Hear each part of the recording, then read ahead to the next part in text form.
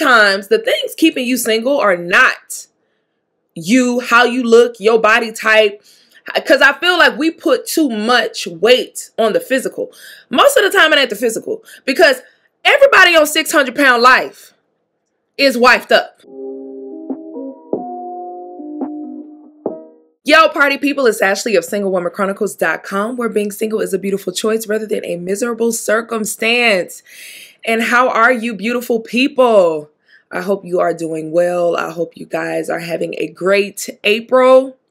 You know, April was supposed to be my month of rest, and I was deceived because I've yet to rest, honey. I don't know about y'all, but I really struggle with resting.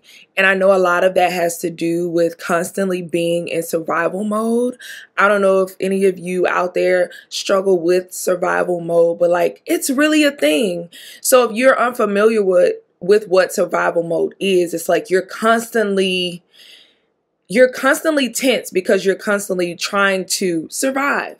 And usually people who grew up poor or people who had to like struggle, usually it's like surrounding finances or surrounding safety. You're constantly in a mood of survive. I'm a big fan of Kev on Stage, and he often talks about it because like he grew up poor and how now he's rich, but oftentimes he doesn't even buy things that he wants because he's constantly thinking, I could be poor tomorrow. So like I'm going to keep working really hard because survival mode won't let me rest. And it's really sucky when you are in that survival mode because I grew up single parent household. My mom did her best, but she had 2 kids and she was young and she didn't go to college. So she really just had to do what she had to do. And I really applaud her because honestly, being a 34-year-old woman with no kids, and I work a lot, and I'm like, I can only imagine the stressors of being a single mom who's young, trying to juggle kids and work and surviving. Like, how do y'all do it? So if there are any single mothers watching, I applaud you. I don't know how you do it. You are Superwoman, and you should applaud yourself. You should pat yourself on the back because it is not easy. It is definitely not easy. But just growing up in survival mode, I'm constantly, because it's a little bit of survival mode and it's a little bit of that like poverty mindset. Now I've been fighting like that spirit of lack for a long time because when you grow up in those circumstances, even when you have abundance, you still feel like you don't have enough. So I battle those spirits just constantly. Y'all know I'm a Christian, so I be casting out spirits, breaking evil covenants with lack, breaking evil covenants with poverty, things of that nature. But it's still a daily struggle. So if you are someone and you constantly feel like you are in survival mode, just understand that you are not alone. But when it comes to breaking that pattern of survival, you have to learn to trust more people than yourself. And the first person you need to trust is the Lord, okay? You have to trust in the Lord with all your heart and lean not on your own understanding. Now listen, it's way easier said than done because I still struggle with it. The reason I don't rest is because when you go through seasons and periods of droughts, when you didn't have it, as soon as you get into a season of abundance where you do have more opportunities to make money, you're going to constantly say yes, and you're not going to give yourself time to like rest. You're not going to say no. You're just going to be like, yes, yes, yes. I struggle with that. So I'm trying to be intentional right now in my season of rest. And I know it sounds like, dang, shouldn't rest be easy? You're tired, just lay down. No, it's not for the survival mindset. It is not. Because when your brain says go. You don't listen to your body. Like me, my brain always wins over my body, and it's sad because, you know, they say you should listen to your body. If you're tired, you should lay down. No, if my brain tells me I can go, I will go. Even if I'm on 10% of energy, I will go. So y'all just be in prayer for your girl. If you really do be seeking the Lord, don't be praying that evil against me. But yeah, just really struggling with that spirit of survival and just trying to overcome that and just trying to force myself to rest and know that it's not going to fall apart. Because I literally be feeling like if I rest, everything's going to fall apart. And then when I say no to that one opportunity, the money that I could have used for that, something's going to come up and then I'm going to need it. Just be so much, y'all. So I'm doing this podcast right now, recording before church, and hopefully the pastor got something to say to you, girl. I was just listening to Pastor Furtick. I love me some Elevation Church, and he was just saying, when you get in those seasons where you don't know what to do, you just have to say certain prayers like, Lord, you know such and such, show me how. So, for example, Lord, you know that I need to rest, and you know that you have everything and you will not forsake me, and you have not forsaken the righteous. Show me how to rest and trust in you for those moments when I feel anxious or I feel unable to rest. So I feel like somebody needed that, because child, I needed it. Okay. So lately I haven't been posting as much content just because I felt burnt out. I felt really burnt out because I felt like I was trying to force a lot of things. And I'm in this space where I'm very healed. I'm very self-aware. And I don't do a lot of the things that I used to do. I don't bump my head a lot.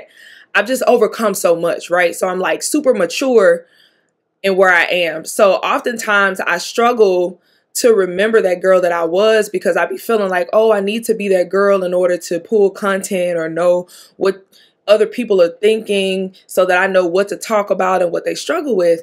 And then I had to like come to terms with it. Like, no one wants to be taught how to be rich by somebody broke. No one, like TD Jakes said that, no one wants to be taught how to be healed by somebody who's still sick. So I need to embrace the space that I'm in, that I am healed. So I don't believe that you guys would want to speak to me or listen to me or take advice from me if I was still that girl. So I need to embrace the fact that I have overcome so I can help you guys overcome, because I've been there, done that, and we ain't going back, child. Peace feels too good. Okay. But I also realized that, y'all know my motto is, being single is a beautiful choice rather than a miserable circumstance, right? That's the motto. But what's the mission? And I realized that my mission is to help you guys overcome the obstacles keeping you single. And I had to overcome those obstacles because I had several. You know, I had issues with anxious attachment style. I had issues with abandonment. I had issues with pacing. I had issues with mommy and daddy issues. So I've overcome all of those things, right?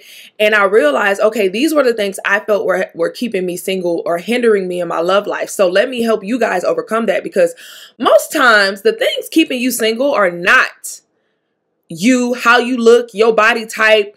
Because I feel like we put too much weight on the physical. Most of the time it ain't the physical, because everybody on 600-pound life is wifed up and booed up. And I be like, yo, what's going on? So that's proof that we put too much weight on the fact that, oh, I need to look different, or if I look like this, if I was shaped like that, or if I had this body type, then I would be in a relationship. But no, that's not the case. Because I know several people, again, everybody on 600-pound life is wiped up. That's not what's keeping you single. Most of the time, it's an internal thing. It's how you view yourself.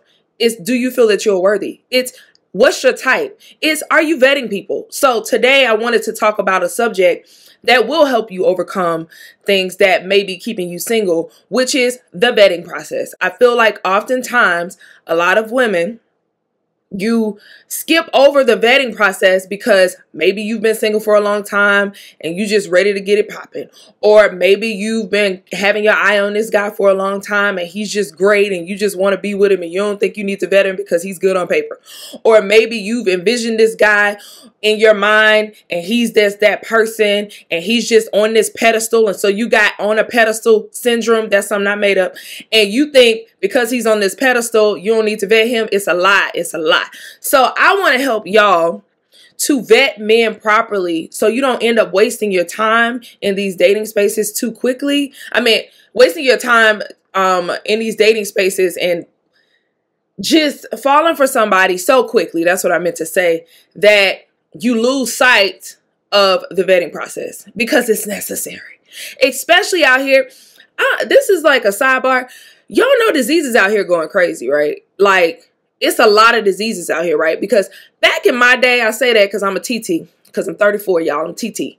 Back in my day, We had the Wrap It Up campaign. We had the HIV testing constantly. Like, we were constantly being told to wear condoms and to get tested. I don't see that no more. I don't see none of it, because we would hear it in TV shows, commercials, on the radio, everywhere.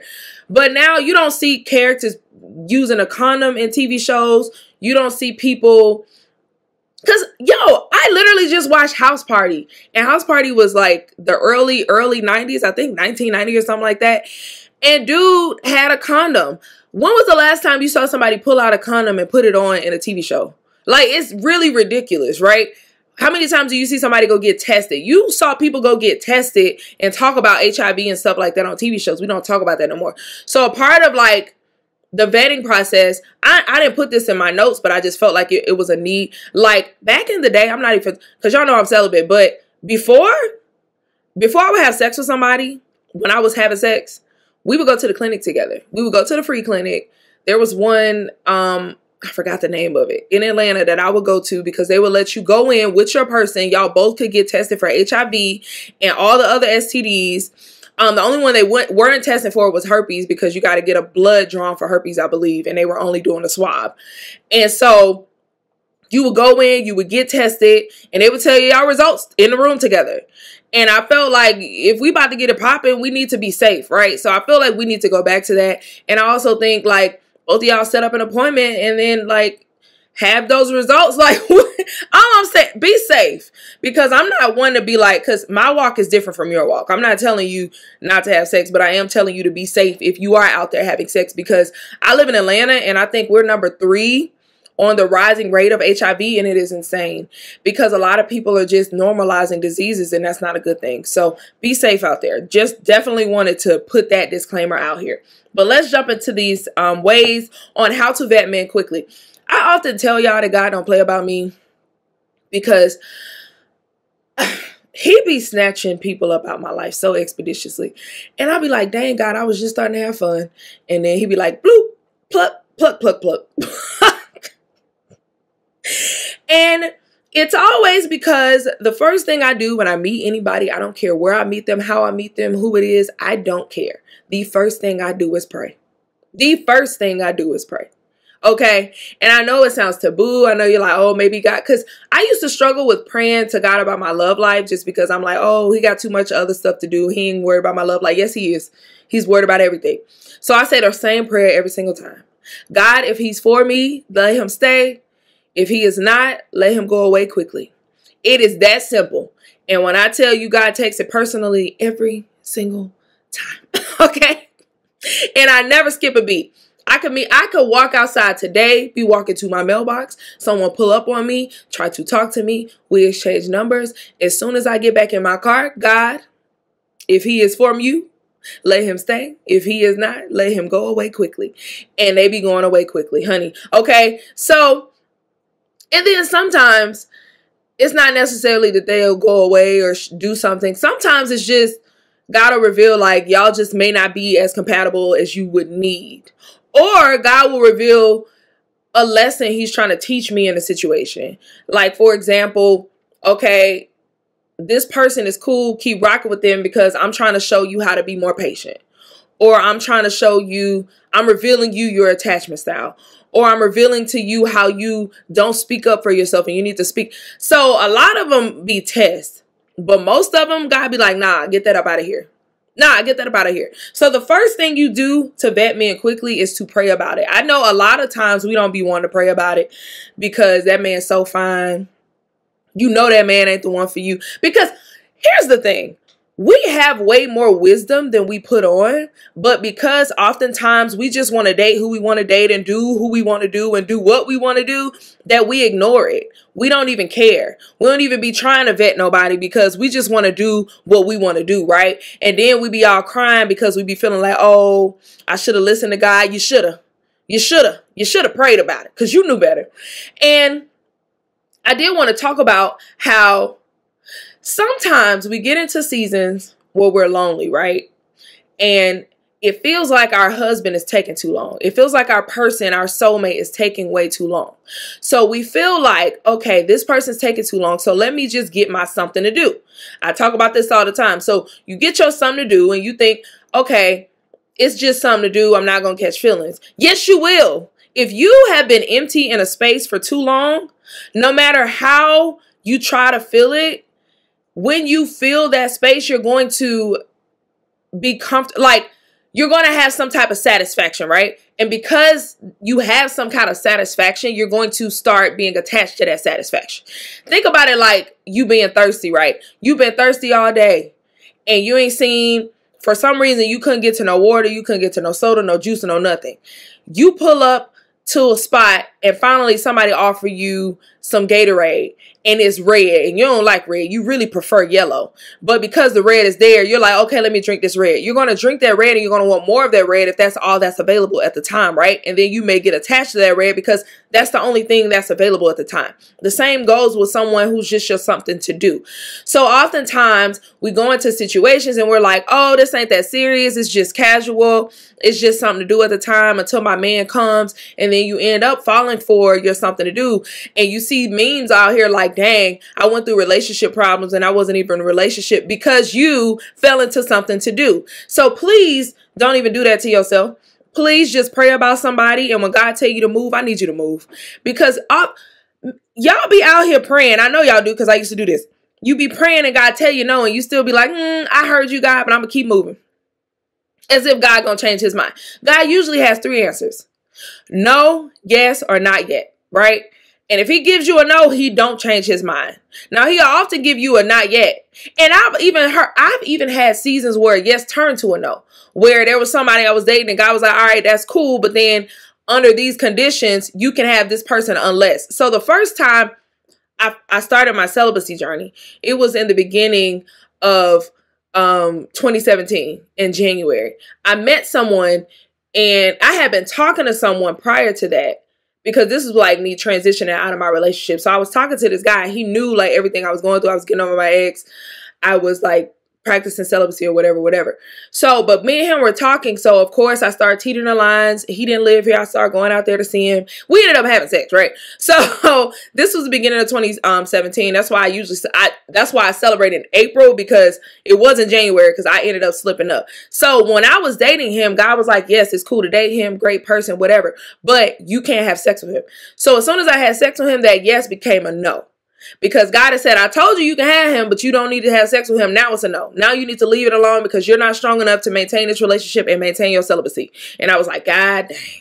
So I had to cut him off. We still cool because he's an amazing human, but I had to cut it off. So God often answers that. So when he tells you no, please, I'm begging you to take heed to that no because you're going to end up busted and disgusted with a no. Because usually God don't be telling me, and I did not mean to go on this topic for so long, but it's just real.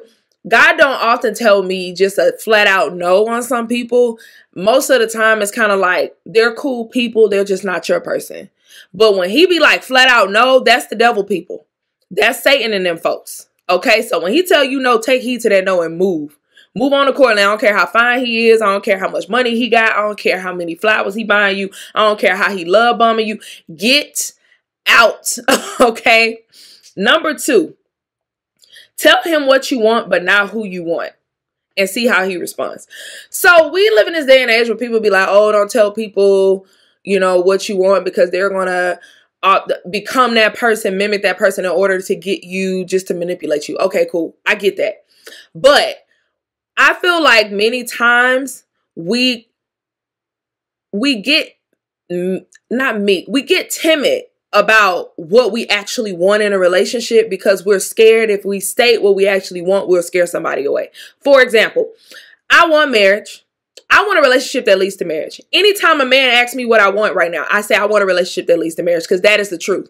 That is what I want. I'm not going to tell you who I want the relationship is. Like, I'm not going to tell you, oh, I like this guy who does X, Y, Z. I like men who do this. I'm not telling you all that. But I am going to tell you what I want. We need to stop being meek about that because we oftentimes end up in relationships with men who want to take it slow because we didn't state what we wanted up front. So be okay and be bold in what you want up front because you can erase a lot of nonsense. A lot of us The reason we don't state what we want is because we're so tired of not having that companionship. So we want to teeter around that because we like, dang, if I tell him directly what I want, he may leave and then I'll end up back at square one. That's okay. That's okay. Because why would you even want the appetizer when you actually want a full meal? Like, if you're really hungry for your person, you're really hungry for your soulmate, why would you settle just for the appetizer? Why wouldn't you wait for the whole meal, right? So just be careful about that and be okay with saying, I want a relationship that leads to marriage if that is actually what you want. And you can be somebody, sorry, my sinuses is sinuses. It's sinusing. But you can meet somebody and they can be the bomb.com. They can be dope. But the timing can just be off. They can be like, no, I don't want a relationship right now. I'm so sorry. And that's okay. And now some guys, what I've come across is there are men out here. It's not everybody. That's why I said some. There are men out here who will often tell you up front, I don't want a relationship, and expect you to continue to date them because they told you up front and they still want you. They just don't want a relationship with you, right? And they believe just because they told you up front that you should respect that and keep moving with them. No. And I think too many women continue to do that. And that's no, you shouldn't do that. Draw that line in the sand because that's a test from them. Because if you keep dealing with them after they told you they don't want a relationship, but you told them that you do, they're going to be like, she'll look gullible.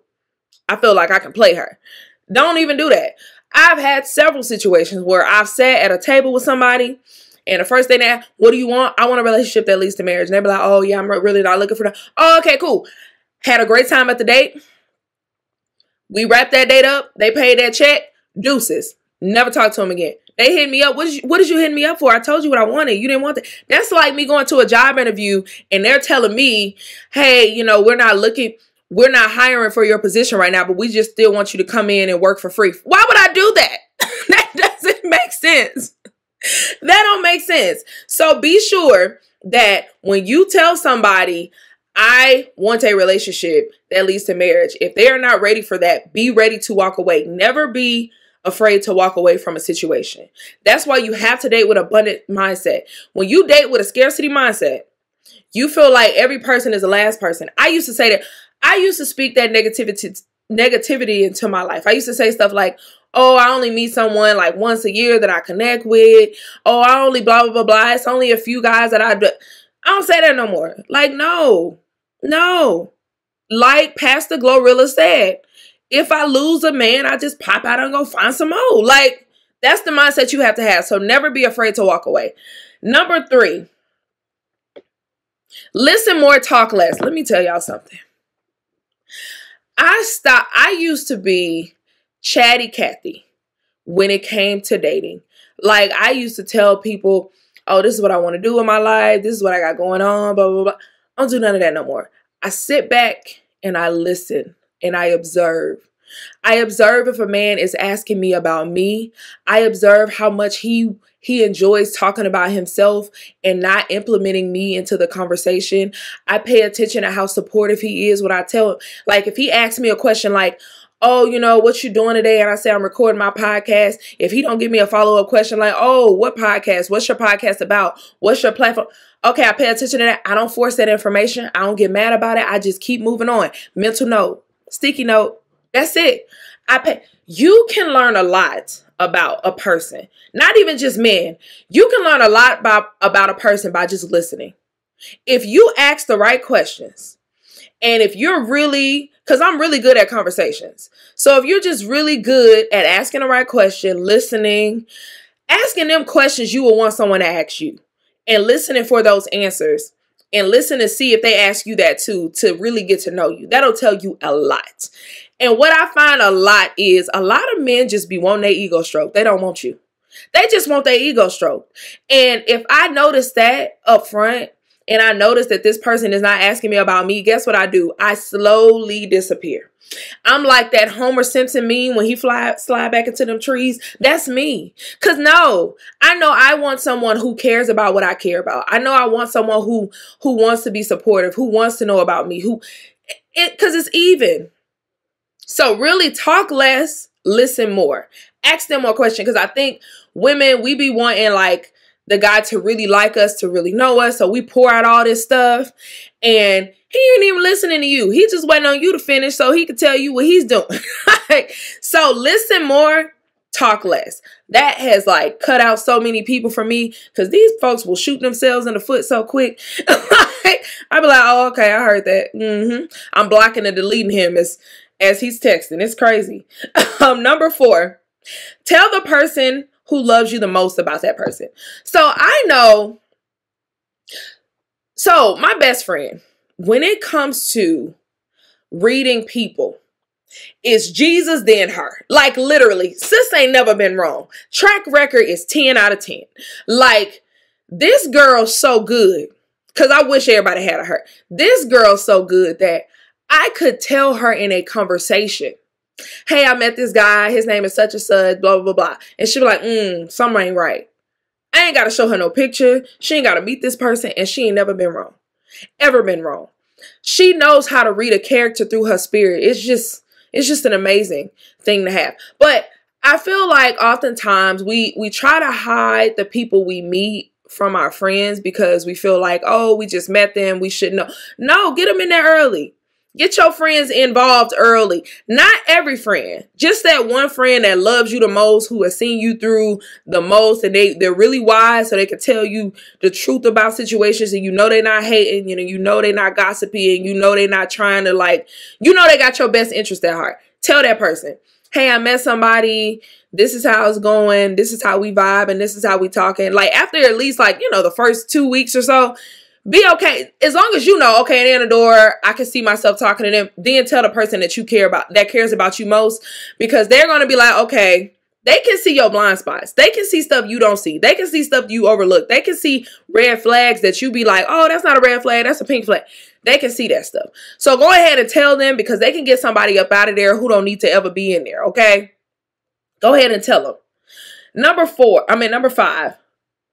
Speak up about what you want and what you don't like. So I find that when we really like someone, we have a tendency to let a lot of stuff slide in the beginning, because we're like, I don't want to pick that argument. I don't want to rock the boat because I don't want to make them upset, because if I make them upset, we're so early, we're so fresh in this thing, they may walk away, blah, blah, blah. Nope. I speak up, but I'm a direct communicator, but I'm never mean. Like, I'm never vicious. I'm just like, like, I didn't like that you did that. Can you not do that next time?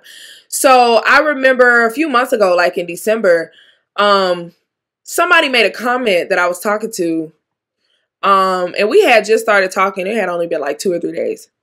And he made a comment that I did not like. And I said, hey, I didn't really like that comment. It made me uncomfortable. And he shut down.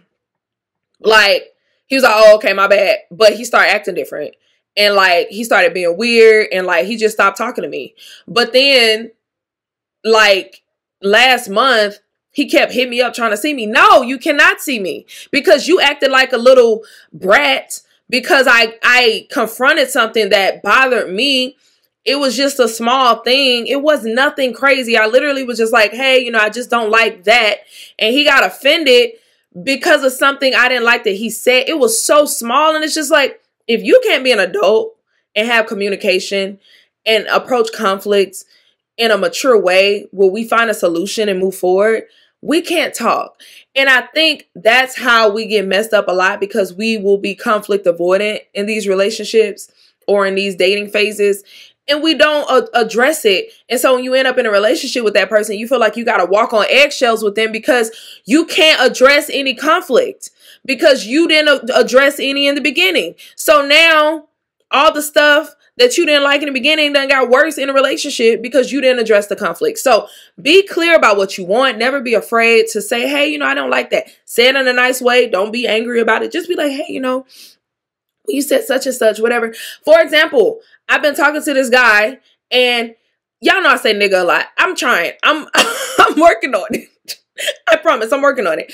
But we were having a conversation, and I slipped up and was like, my nigga, like, why would you say that? And he was like, hey, I don't like when people call me nigga. I don't use the word, whatever, whatever. And I was like, oh, dang, thank you for telling me. I will catch myself and work on not even using that word around you because I know you're not comfortable with that. Y'all see how simple that was? I did not get mad at him. I did not get offended. I did not try to argue with him on why we saying nigga is cool. No, if he had a problem with that and that's just something uncomfortable, that's fine. I'm not finna, because it's certain stuff I don't want you to say to me. So, yeah, so that's what I mean by like being okay with addressing certain things, because that will show you how someone handles conflict, and how someone handles conflict is so important because you'll learn communication, you'll learn anger like issues, anger management, you'll learn how someone how they deal with anger or how they deal with confrontation, if they shut down, if they communicate, if they get mad, if they try to punish you with the silence. You'll learn so much. So be sure to address that conflict upfront. I got 2 more. Number 6, pay attention to how they make you feel and not how you feel about them. I'm going to say it again. Pay attention to how they make you feel and not how you feel about them. Baby, baby, baby. We got to do better because we be out here. Jasmine Sullivan, she did it the best. Jasmine Sullivan has a song called I'm in Love with Another Man. And in this song, she talks about how there's this wonderful man in her life who loves her so much and who treats her so great, but she's in love with another man who treats her horribly because of how she feels about him. And that sums up what I'm trying to say. Oftentimes we fall in love with these people because they look good, because the chemistry is hitting right. If you're having sex with them, you dematized, and you know what dematized mean. I don't got to fill in them blanks for you. And just being in their presence just does something to you. The fact that they chose you, you're just so elated, and you find yourself choosing these humans because of how you feel about them, but not how they make you feel. Because even though you hold them on this high regard, on this pedestal, they make you feel like crap. They make you question yourself, your worth. They make you feel like you are not a priority, but you are an option for them. They make you wonder where y'all stand. What are we? They got you basically pulling teeth to get them to open up. Stop. Pay attention. Listen. The first time a man makes me question my worth, how I feel, how he feels about me, or where we stand, I'm about. I'm sorry. I'm going to say it. I'm going to address it because I'm not one to just be like, all right, deuces. I'm going to be like, hey, what's going on? Like, what's going on with this? If they give me an indirect answer, if they deflect, if they try to brush me off, okay, well, I'm the type of person who I need to be certain and secure in where we stand. And I feel like you are not ready for that type of relationship. So that is okay. This was great while it lasted, but I'm going to go ahead and leave. I'm about. Pay attention, because when you're in a relationship, no, it's not all about you. It's definitely not all about you, but it's give and take, right? You don't want to be fulfilling all of that person's needs and they're fulfilling none of yours. The only thing they're fulfilling is they look good, they sexy you good, they're good company, y'all have fun together, but are they fulfilling your emotional needs? Are they fulfilling your mental needs? Are they fulfilling your spiritual? Well, God gonna fulfill your spiritual needs, but you know what I mean. Okay, so pay attention. And if you don't know what I'm talking about, go listen to Jasmine Sullivan, I'm in Love with Another Man, and she describes it perfectly, I'm telling you. And last but not least, head first, heart second, body last. I know this is contrary to culture. Very contrary to culture. But I believe that if you lead with your head first, because that's where your wisdom is, and God says to guard your heart, because all other things flow from it, and then your body last, you will vet people so much quicker. Of course, when I became celibate, my eyes were way more clear, because when sex is not clouding your judgment, you can move way differently. You can cut off things quicker. A lot of times we hold on to relationships longer when we're having sex with people because we're not necessarily in love, but we're in attachment.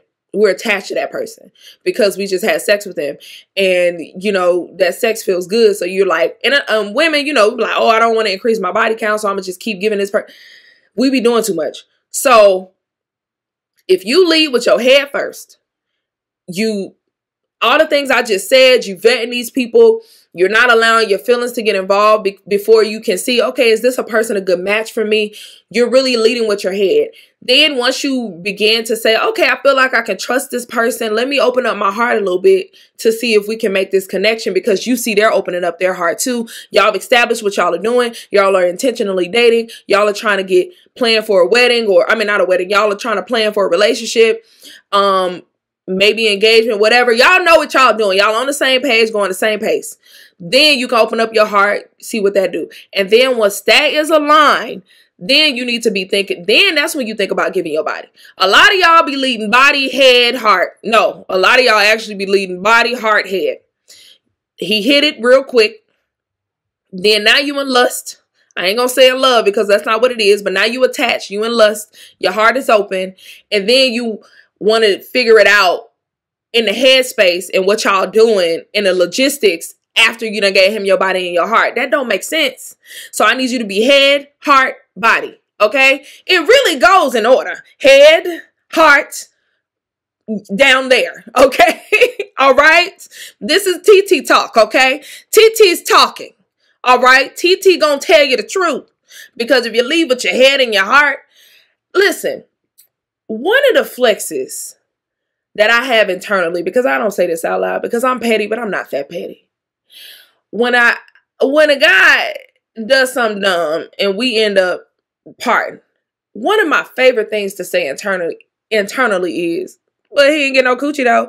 It just really brings me joy. And I wanted to bring you joy, because if this person unplays you, it feels so good to not have given them such a huge part of yourself. Now, I know culture doesn't value sex as much anymore, but I value it.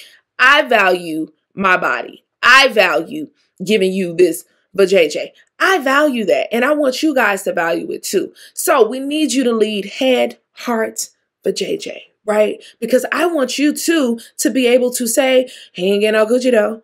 It's just a wonderful feeling.